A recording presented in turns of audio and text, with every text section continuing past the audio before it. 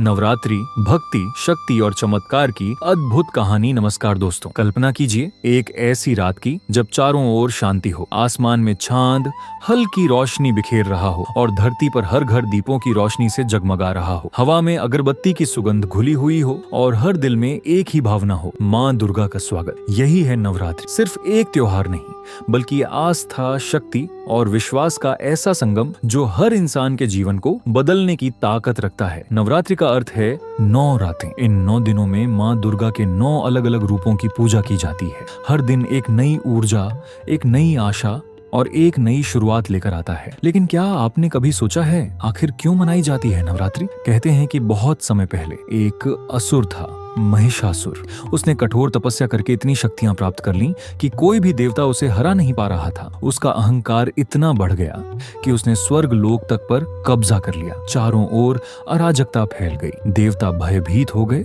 और तब सबने मिलकर एक दिव्य शक्ति का आह्वान किया। उनकी प्रार्थना से जन्म हुआ माँ दुर्गा का। माँ दुर्गा जिनके 10 हाथ, हर हाथ में एक अलग अस्त्र, चेहरा शांत लेकिन आंखों में अद्भुत तेज, और वाहन सिंह जो उनके साहस का प्रतीक है। माँ दुर्गा और महिषासुर के बीच 9 दिनों तक भयंकर युद्ध हुआ और अंत में 10वें दिन माँ दुर्गा ने महिषासुर का वध कर दिया। इसीलिए 10वें दिन को विजयदशमी कहा जाता है, यानी बुराई पर अच्छाई की जीत। अब आइए जानते हैं इन 9 दिनों का रहस्य। पहला दिन माँ शैलपुत्री। यह दिन नई शुरुआत का प्रतीक है। माँ शैलपुत्री हमें सिखाती हैं कि जीवन में स्थिरता और धैर्य कितना जरूरी है। दूसरा दिन माँ ब्रह्मचारिणी।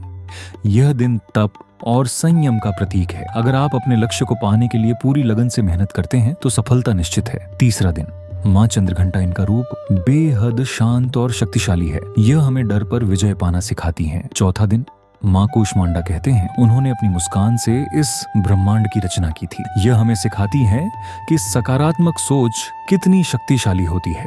पांचवा दिन माँ स्कंद माता। यह मातृत्व और करुणा का प्रतीक है।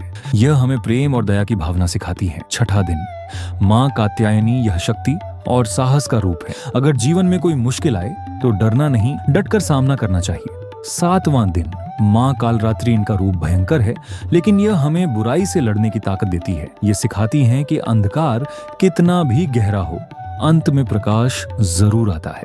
आठवां दिन माँ महागौरी।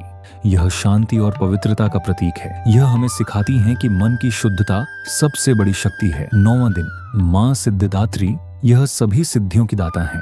इस दिन की पूजा से व्यक्ति को आत्मविश्वास और सफलता मिलती है। दोस्तों, नवरात्रि सिर्फ पूजा पाठ तक सीमित नहीं है, यह एक आत्म परिवर्तन का अवसर है। जब आप इन 9 दिनों में व्रत रखते हैं, ध्यान करते हैं और माँ का स्मरण करते हैं तो सिर्फ शरीर ही नहीं बल्कि आपका मन और आत्मा भी शुद्ध होती है। घर घर में माँ की चौकी सजाई जाती है, ढोल नगाड़ों की आवाज गूंजती है, लोग गरबा और डांडियां करते हैं।